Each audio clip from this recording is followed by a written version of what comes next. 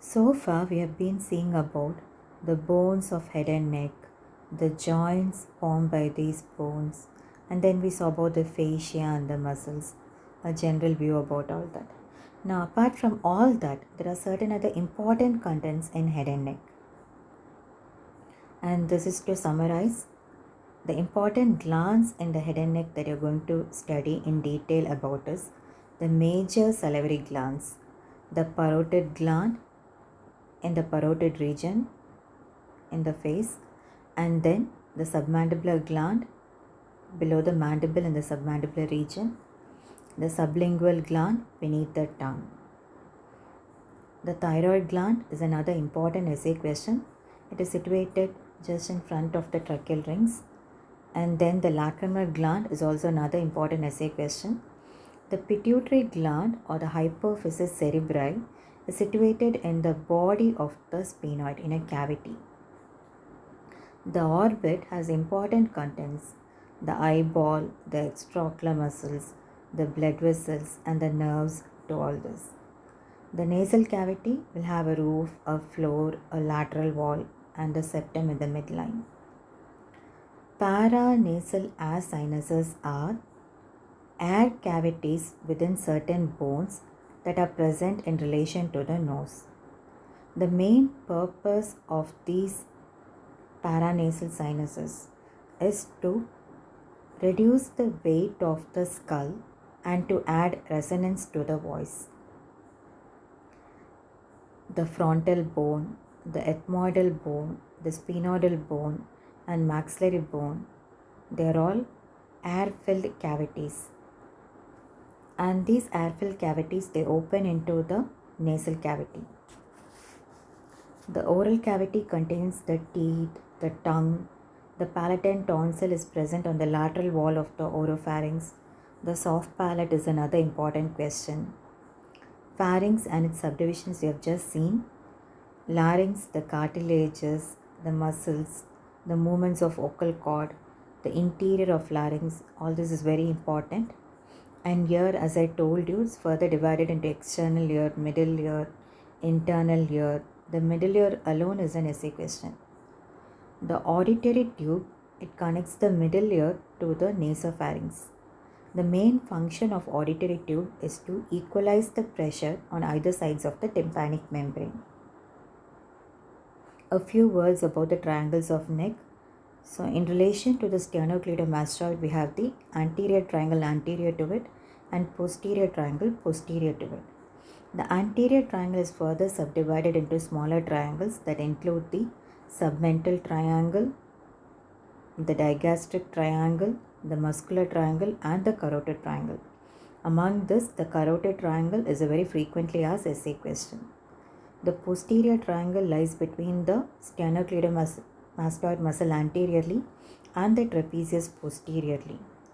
The inferior belly of omohyoid divides the posterior triangle into a large upper part, the occipital triangle, and a small lower part, the subclavian triangle. Apart from the anterior triangle and posterior triangle, there is another important triangle situated on the posterior aspect, the upper part of the neck, called the suboccipital triangle. So it is situated below the inferior nuchal line of the occipital bone. Below, it extends up to the spinous process of the second cervical vertebra and laterally up to the mastoid process. Medially, the midline. It has the important contents such as the dorsal ramus of C1, the third part of vertebral artery, and the suboccipital venous plexus. There are four muscles which form the boundary for this triangle: the obliquus capitis superior muscle, obliquus capitis inferior, rectus capitis posterior major, rectus capitis posterior minor. The main function of these muscles is to control the movements of atlanto-occipital joints and atlanto-axial joints. Now coming to the blood supply of head and neck. Whenever you hear the term blood supply, you have to write both arterial supply and venous drainage. The arterial supply to the head and neck is mainly by subclavian artery, common carotid artery and its branches. The venous drainage is by internal jugular vein and external jugular vein. So we'll start with subclavian artery. We know that the subclavian artery, on the right side it comes from the brachiocephalic trunk, and on the left side it comes as a direct branch from arch of aorta. This subclavian artery, it extends from the sternoclavicular joint up to the outer border of the first rib, beyond which it continues as axillary artery. This subclavian artery is divided by the scalenus anterior muscle into three parts. The branches from the first part are vertebral artery, internal thoracic artery, and the transverse cervical artery. The thyrocervical trunk, it gives rise to three branches: suprascapular artery, inferior thyroid artery, and superficial cervical artery. On the left side, the first part gives rise to another branch called the costocervical trunk. Whereas on the right side, this costocervical trunk arises from the second part of subclavian artery. As the name implies, costocervical trunk will divide into two branches: superior intercostal artery and deep cervical artery. From the third part of subclavian artery, we'll have one branch, the dorsal scapular artery. The common carotid artery originates from the aorta directly on the left side, whereas the right common carotid artery arises from the brachiocephalic trunk. So from there, it extends up to the disc between C3 C4. It bifurcates into external carotid artery and internal carotid artery. The external carotid artery is called so because it is going to supply the structures outside the skull, whereas the internal carotid artery is going to supply the structures within the cranial cavity. The external carotid artery supplies the structures outside the cranial cavity. It's going to divide into 8 branches: ascending pharyngeal artery, superior thyroid artery, lingual artery, facial artery, occipital artery, posterior auricular artery. The terminal branches are the maxillary artery and superficial temporal artery. Definitely, you should know the names of all these branches. The internal carotid artery, I told you it's going to supply the structures within the cranial cavity. It passes straight upwards in the neck. Then it passes through the carotid canal in the petrous part of the temporal bone and reaches the middle cranial fossa of the cranial cavity. The common carotid artery and the external carotid artery will be continued to be surrounded by the carotid sheath. The internal carotid artery, on reaching the middle cranial fossa, it will divide into many branches, and these branches are going to supply the meninges, the pituitary gland, as well as the brain. Coming to the venous drainage of head and neck, the important veins of the head and neck are the internal jugular vein and external jugular vein. The external jugular vein, it lies in the posterior triangle beneath the platysma. It opens or terminates into the subclavian vein. The internal jugular vein is the main vein that's going to drain the venous blood from the head and the neck. It lies within the carotid sheath, lateral to the common carotid external carotid artery. This internal jugular vein, later it joins with the subclavian vein to form the brachiocephalic vein. And the brachiocephalic vein of both the right and the left side, they unite to form the superior vena cava. Internal jugular vein lies in the anterior triangle. External jugular vein lies over the posterior triangle. Once we open the vault and enter the cranial cavity, we can see that the veins inside the cranial cavity, they appear very dilated and tortuous. They are not provided with valves, and they are found to lie between the two layers of the dura mater, and therefore they are called dural venous sinuses. One important dural venous sinus is the cavernous sinus. This is asked as an essay question, cavernous sinus alone. Nerve supply of head and neck. Under nerve supply of head and neck, we are going to talk about cervical plexus, cervical part of the sympathetic trunk, the peripheral parasympathetic ganglia, and lastly about the cranial nerves. So we know there are 7 cervical vertebrae, whereas there are 8 cervical spinal nerves. And of this, the ventral rami of C1, C2, C3, C4 will contribute to formation of cervical plexus, whereas ventral rami of C5, C6, C7, C8 and T1 will go for brachial plexus formation. The branches of the cervical plexus will supply the skin and the muscles of the neck. The phrenic nerve, which arises from the cervical plexus, it goes ahead to supply the diaphragm. The branches of the cervical plexus, we can see it in the posterior triangle beneath the prevertebral fascia. The ansa cervicalis is a nerve loop that you see in the anterior wall of the carotid sheath. It has 2 roots. The superior root is also called the descendens hypoglossae because it accompanies the hypoglossal nerve. It carries fibers from the ventral rami of C1. Whereas the inferior root or the descendens cervicalis carries fibers from the ventral rami of C2 and C3.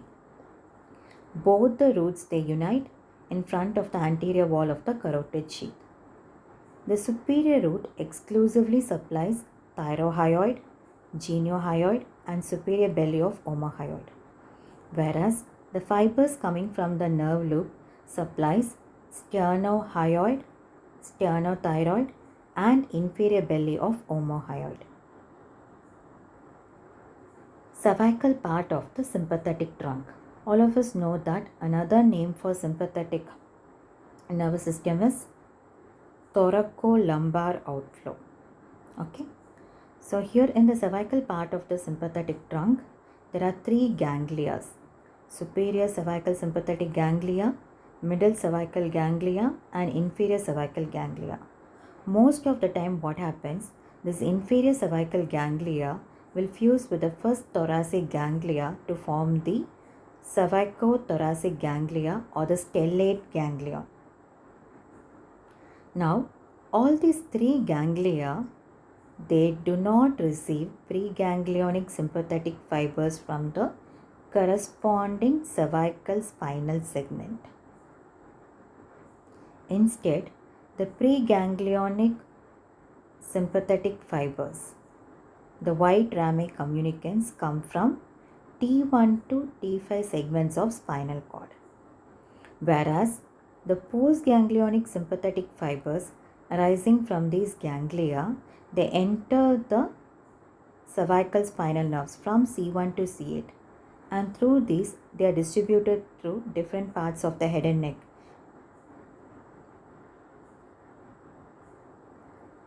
Injury to the preganglionic fibers coming from T1 and T2 segments of the inferior cervical ganglion leads to Horner's syndrome. The features of the Horner's syndrome are anhidrosis, that is absence of sweating, miosis or constriction of pupil, ptosis is drooping of eyelid, loss of ciliospinal reflex, enophthalmos. Parasympathetic ganglia of the head. So we know the other name for parasympathetic nervous system is craniosacral outflow. And we also know that for parasympathetic nervous system, the parasympathetic ganglia is situated close to the organ it supplies. So in the head, we have 4 parasympathetic ganglia: ciliary ganglion, submandibular ganglion, otic ganglion and the pterygopalatine ganglion. Of these 4, the largest is pterygopalatine ganglion. So the parasympathetic ganglia we know is collection of cell bodies.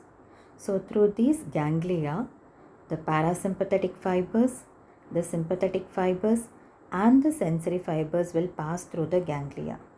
But only the parasympathetic fibers will synapse here. And the postganglionic parasympathetic fibers coming out will supply the glands. The parasympathetic fibers are secretomotor, whereas the sympathetic fiber, they just simply pass through the ganglia without synapsing. They are mainly vasomotor. And the sensory fibers also pass through the ganglia without synapsing, and they supply mainly the mucous membrane.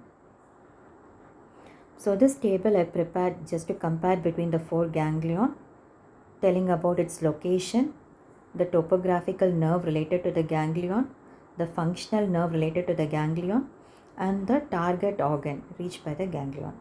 So the aortic ganglion is located in the infratemporal fossa, and it's topographically related to the mandibular nerve, whereas functionally it's related to the glossopharyngeal nerve. The postganglionic parasympathetic fibers coming from the aortic ganglion, they provide the secretomotor fibers to the parotid gland.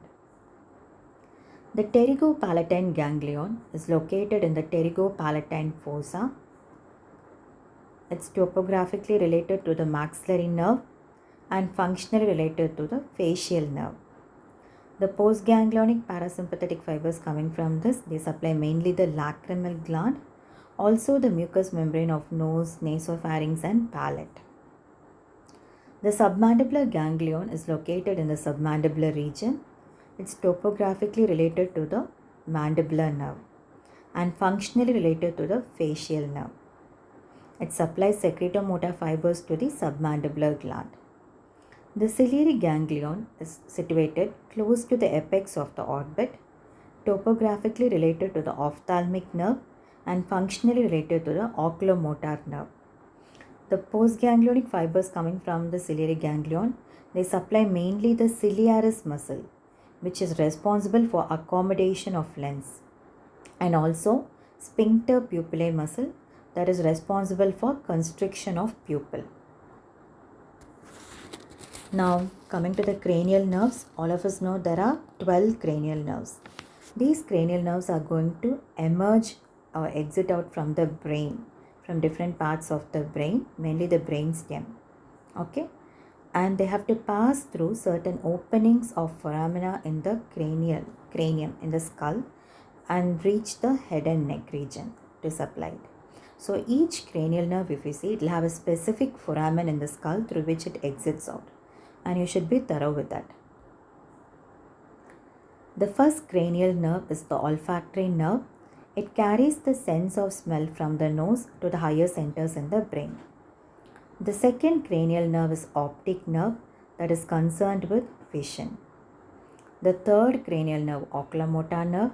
The fourth one, trochlear nerve, and the sixth cranial nerve. All the three are going to supply the extraocular muscles of the eyeball. The fifth one, trigeminal nerve, will divide into three divisions: ophthalmic division, maxillary division, and mandibular division. Most of it is going to be sensory, except for the mandibular division. Part of it is motor to the muscles of mastication. The seventh nerve is the facial nerve, and we know it's going to supply the muscles of the face. Yeah. Apart from that, after seeing the parasympathetic ganglia, we know that the facial nerve also carries parasympathetic secretomotor fibers. It also has some sensory component that we'll be learning later. The eighth nerve is the vestibulocochlear nerve, that is concerned with hearing and equilibrium. The ninth nerve is the glossopharyngeal nerve. It supplies one muscle, stylopharyngeus, and then it supplies the mucosa of the pharynx. It also carries secretomotor fibers to the parotid gland. The 10th nerve, vagus, it's parasympathetic. The 11th nerve is the accessory nerve. It has two components, the spinal and cranial component. The spinal accessory nerve supplies two muscles, the sternocleidomastoid and trapezius. The 12th cranial nerve is the hypoglossal nerve. It supplies all the muscles of the tongue except one. Lastly, lymphatic drainage of head and neck. So we know that the nasal cavity, the oral cavity are the site of entry of exogenous antigens. And to prevent infection, these orifices are surrounded by aggregation of lymphoid tissue, which form a sort of a circle called the Waldeur's ring. So the components of the Waldeur's ring include the pharyngeal tonsil, which is situated above and behind in the nasopharynx. Then we have the tubal tonsil and the palatine tonsil situated in the lateral wall, and the lingual tonsil situated below and in front. These are the components of the Waldeur's ring. Apart from the Waldeur's ring, there are lymph nodes which are arranged along the internal jugular vein called the deep cervical lymph nodes. These are further divided into upper group and lower group. The upper group is called the jugulo-digastric lymph nodes. They receive lymph mainly from the palatine tonsil. The lower deep cervical lymph nodes are called the jugulo-omohyoid lymph nodes. They receive lymph mainly from the tongue. And apart from that, you have another outer circle of lymph nodes draining the adjacent regions. These include the submental lymph nodes, the submandibular lymph node, the buccal lymph nodes, the parotid group of lymph nodes, the retroauricular lymph node, and the occipital lymph nodes. So the main aim of this presentation was to give you all an overall view of the entire head and neck and to introduce new terms. Hope this presentation was useful. Any doubts, please write it in the comment section. Thank you.